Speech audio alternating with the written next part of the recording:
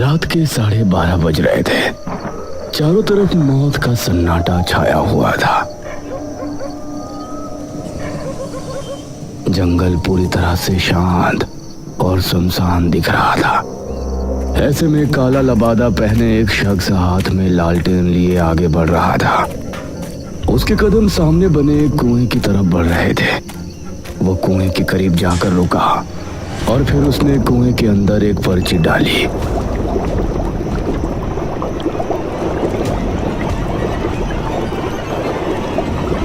उसने जलता हुआ लालटेन भी कुएं में फेंक दिया और उसके बाद तेज कदमों के साथ वहां से ऐसे भाग निकला जैसे कि अचानक कोई बड़ा खतरा वहां आ पहुंचा हो।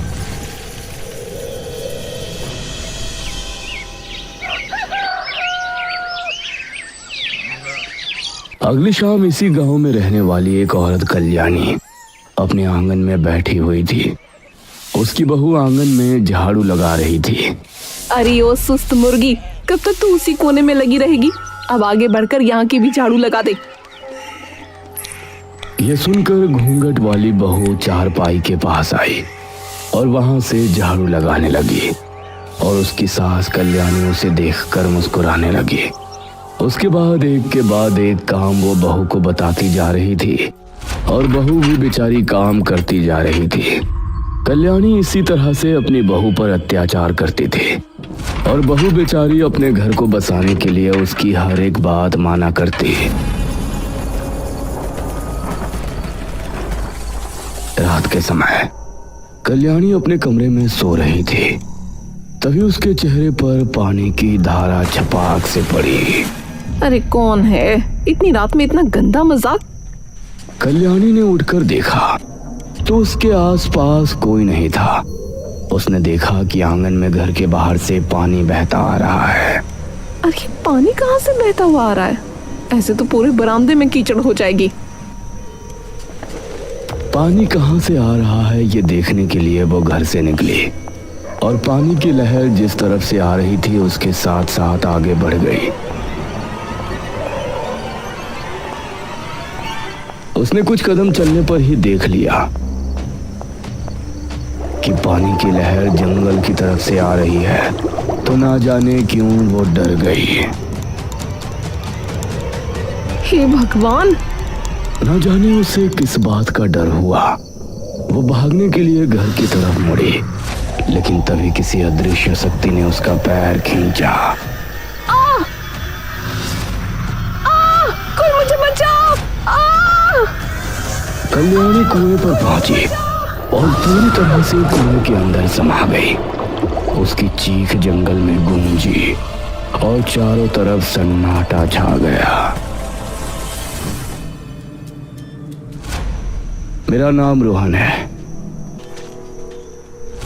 मैं मेरे परिवार के साथ चांदीपुर गांव में रहता था। हमारा गांव बहुत ही सुंदर था।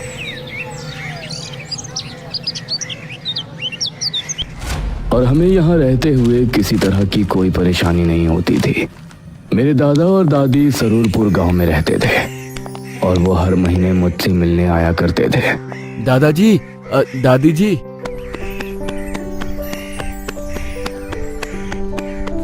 उनको देखते ही मैं उनसे जाकर लिपट गया।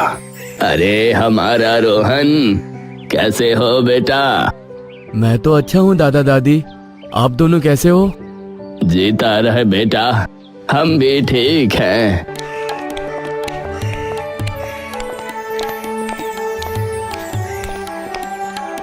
उन्होंने काफी देर तक मुझसे और मम्मी पापा से बात की और मैंने इस बार भी उनसे वही सवाल किया जो मैं हर बार उनसे किया करता था।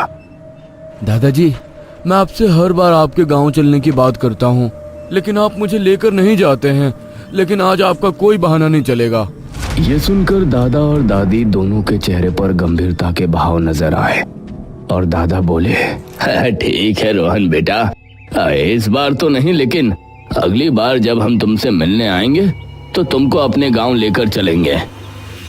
दादाजी, अब फिर से? अरे रोहन बेटा, परेशान मत हो।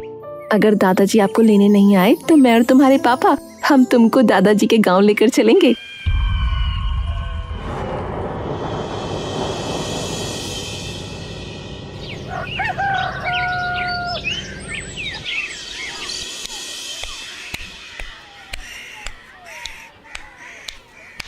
अगले महीने दादा मुझे लेने आए।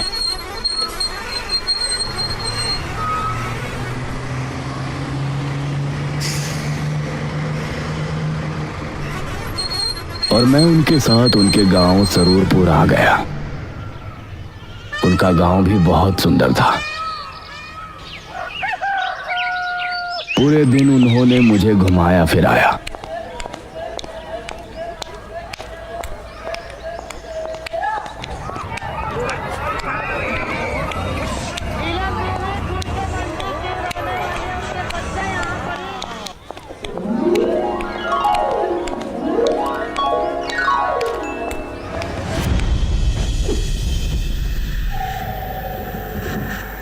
और शाम के समय, दादाजी, आपने मुझे गांव तो घुमा दिया, लेकिन जंगल तो दिखाया ही नहीं।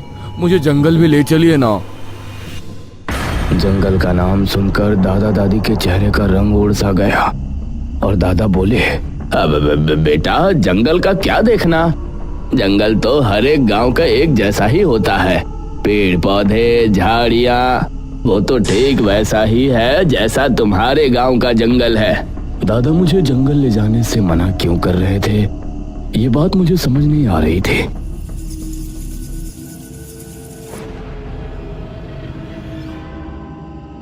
रात होने पर हम सभी आंगन में खाट बिछाए सो रहे थे। तकरीबन 12:30 बजे मुझे एक आवाज सुनाई दी। रोहन, रोहन। यह आवाज सुनकर मैं उठा और इधर उधर नजरें दौड़ाई तो मुझे आसपास कोई नजर नहीं आया। रोहन, इधर आओ, मैं यहाँ हूँ। मैं खाट से उठा और दादा को जगाने ही वाला था कि तभी, रोहन, अगर तुमने किसी को भी जगाया तो मैं चली जाऊंगी। तुमको जंगल घूमना था ना, मैं तुमको जंगल घुमाऊंगी। यह सुनकर मेरे चेहरे पर खुशी झलक आई।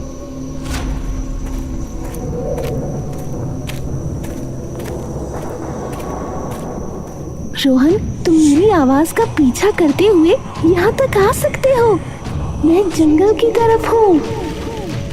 मैं उस आवाज का पीछा करता हुआ जंगल की तरफ रवाना हो गया, लेकिन मैं जितना आगे बढ़ता वो आवाज भी दूर होती जा रही थी।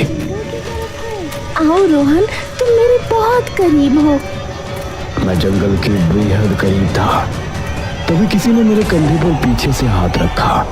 रोहन, यहाँ क्या कर रहे हो? दादाजी, वो मैं। चलो घर चलो, इतनी रात में यहाँ घूम रहे हो, तुमको डर नहीं लगता? दादाजी फिर से मुझे घर ले गए।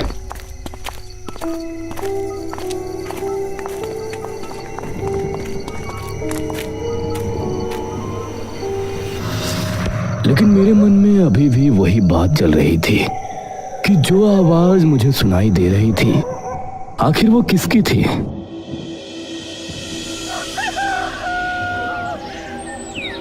अगले दिन शाम होने पर मैंने एक चाल चली। दादाजी, मैं खेलने के लिए गांव के मैदान में जा रहा हूँ। अरे बेटा, थोड़ी देर रुको, मैं भी तुम्हारे साथ चलता हूँ। दादाजी, आप मुझे मैदान में तो जाने दीजिए। मैं बहुत बोर हो रहा हूँ। मैं बच्चों के साथ खेलना चाहता हूँ। आपको जब आना हो तब आ जाना। मैं मैदान का बहाना करके वहां से निकला।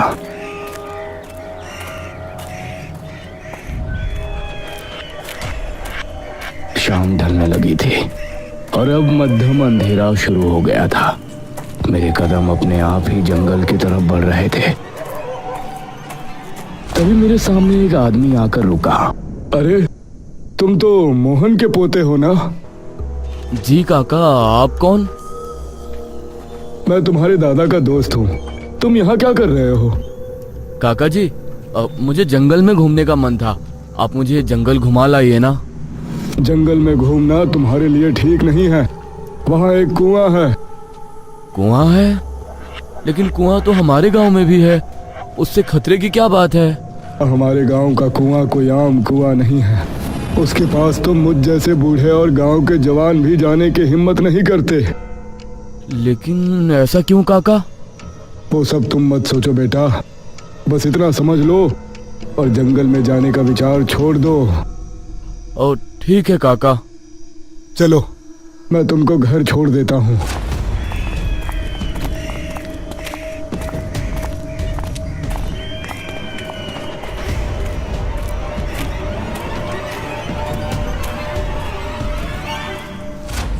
उस रात सबके सोने के बाद मुझे फिर से वो आवाज सुनाई दी। रोहन, रोहन, जल्दी उठो और मेरे साथ चलो। मैं तुमको आज जंगल दिखा लाती हूँ। अरे ये तो वही आवाज है जो कल रात को मुझे सुनाई दी थी। हाँ, मैं वही हूँ। तुमको जंगल घूमना है ना? आओ, मैं तुम्हें जंगल घुमा लाती हूँ।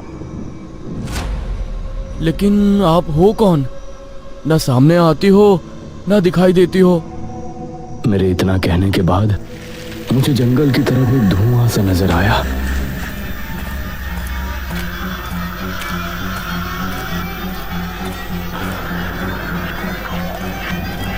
कुछ कदम बढ़ाने के बाद मुझे धुएं के अंदर एक धुंधला अक्स नजर आ रहा था, जिससे समझ आ रहा था कि वो कोई औरत है जिसने काली साड़ी पहनी हुई है।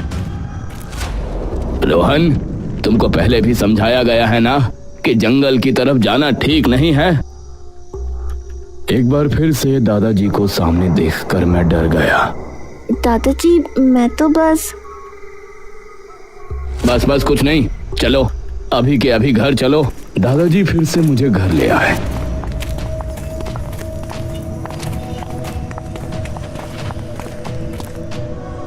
लेकिन मेरे मन में अब जंगल जाने की उत्सुकता और बढ़ गई थी।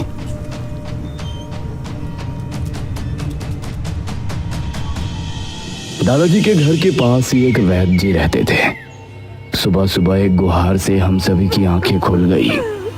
वैद्य जी, मेरे पति को बचा लीजिए, वरना मैं भी मर जाऊंगी।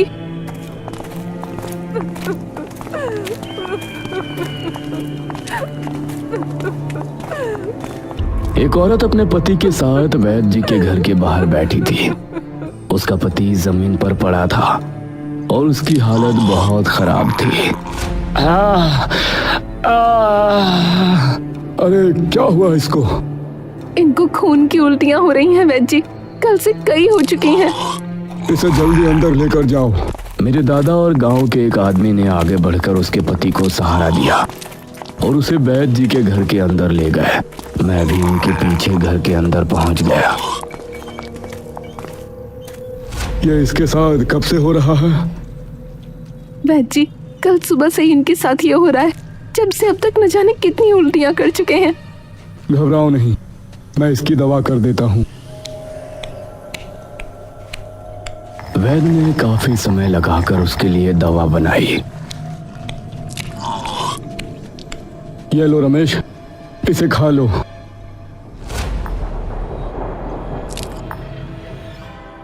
दवा खाने के बाद कुछ देर बाद ही रमेश अपने पैरों पर आ गया और उसकी चीख पुकारें खत्म हो गईं। शुक्रिया वैद्य जी। इसे मिर्ची वाला कोई भी खाना मत देना। इसको सिर्फ और सिर्फ खिचड़ी खिलानी है और ये पुड़िया दिन में 4 बार इसको जरूर देना। जी वैद्य जी। चंद्रावती अपने पति रमेश को लेकर अपने घर चली गई।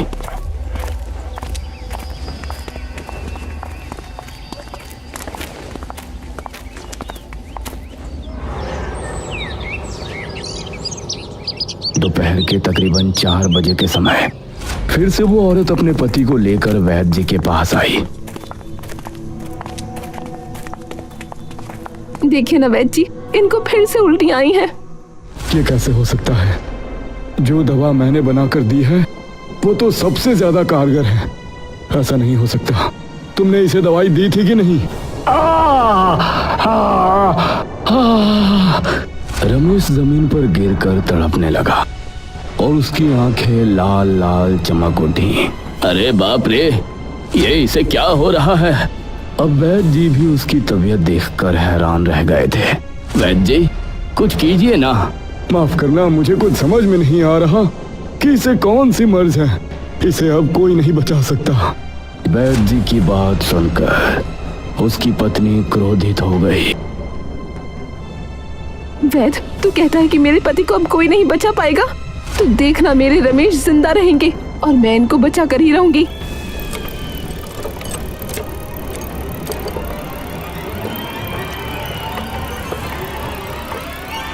उस रात मैंने पक्का इरादा किया कि आज जंगल जाऊंगा और उस कुएं पर भी होकर आऊंगा। मैं मौका देखकर रात को 12 बजे के समय आखिरकार घर से निकल ही गया। लेकिन बड़े ताज्जुब की बात थी कि आज मुझे कोई आवाज सुनाई नहीं दे रही थी। मैं धीमे कदमों के साथ जंगल की तरफ बढ़ रहा था। दिल में डर के साथ साथ एक एक्साइटमेंट भी थी कि आज मैं उस कुएं को देखने वाला हूँ, जिसके बारे में इतने दिनों से कुछ न कुछ अजीब सुनता हुआ आ रहा हूँ। मैं जंगल पहुंचने ही वाला था, तभी मैंने एक दृश्य देखा। काला लबादा पहने हुए, हाथ में लालटेन लिए कोई औरत जंगल की तरफ जा रही है। अरे, ये तो वही आवाज है जो कल रात को मुझे सुनाई दी थी। लेकिन आप हो कौन? ना सामने आती हो ना दिखाई देती हो। आप सामने तो आइए। दादाजी, मैं तो बस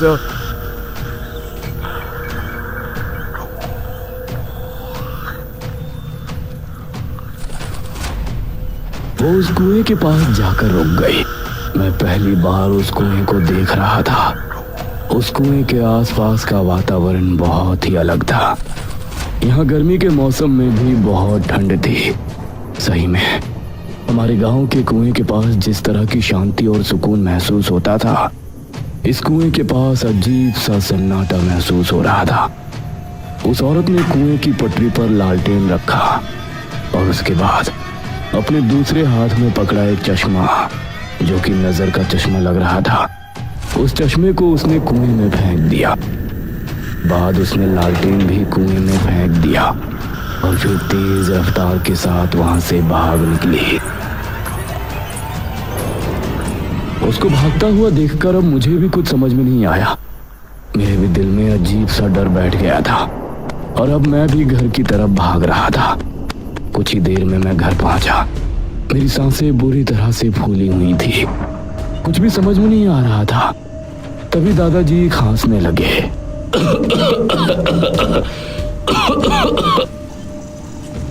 उनके उठने से पहले ही मैं खाट पर लेट गया और फिर अपनी आंखें बंद कर लीं। अगली सुबह हमारे उठने के फौरन बाद ही गांव के मुखिया दादाजी के पास आए। मुखिया जी, आप? हाँ महेश बाबू, सुना है कि रमेश ने कल से खाना पीना बोलना सब छोड़ दिया था। हो सकता है आज वो अंतिम सांस ग्रहण करे, इसलिए पहले ही उसके घर अफसोस करने जा रहे हैं। आप भी साथ चलिए। हाँ हाँ मुखिया जी, मैं भी आ रहा हूँ। अब दादाजी और गांव के कुछ लोग मुखिया जी के साथ चल दिए और मैं भी उनके पीछे हो लिया।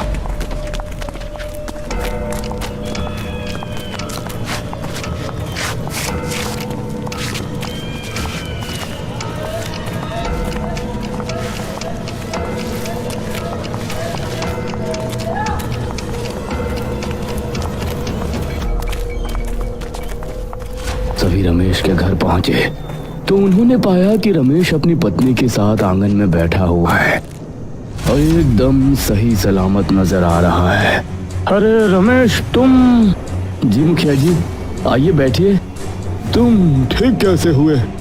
ये सब तो भगवान। बस चुप रहिए। चंद्रावती ने उसकी बात बीच में ही काटते हुए कहा। मैंने कहा था ना कि मेरे रमेश को कुछ नहीं होगा। नतीजा आप देख सकते हैं। यह सुनकर वैद्य जी हैरान रह गए। नहीं, यह नहीं हो सकता। लगातार इतनी खून की उल्टियां करने के बाद कोई भी इंसान कभी नहीं बच सकता। यह असंभव है। तो क्या कहना चाहते हैं आप? यहाँ मेरे पति की आत्मा बैठी है। सरपंच जी, गांव के एक आदमी ने उंगली से रमेश के घर की चौखट की तरफ इशारा किया तो सबने देखा कि उसकी चौखट पर एक मटकी लटकी हुई है। ये क्या? उस मटकी को देखकर मुखिया और मेरे दादाजी समेत सभी गांव के लोग हैरान रह गए। ये तुमने बिल्कुल भी ठीक नहीं किया चंद्रावती, बिल्कुल भी ठीक नहीं किया। मेरे पति के बचने पर मुझे धन्यवाद देने की जगह आप लोग ये कह रहे हैं कि मैंने ठीक नहीं किया। चंद्रावती की बात से मैं भी सहमत था। भला उस औरत के पति के जिंदा बचने की खबर से सभी गांव वाले हैरान क्यों थे? मुखिया ने सबसे ना जाने क्या कहा। उस दिन से शाम होते ही गांव पूरी तरह से खाली हो जाता। सभी ने शाम में घर से निकलना भी बंद कर दिया और गांव के कुछ लोग हाथ में हल्दी की गांठें लिए हुए गांव की गलियों में घूमते और कोई बाहर दिख जाता तो उसे उसके घर छोड़कर आते।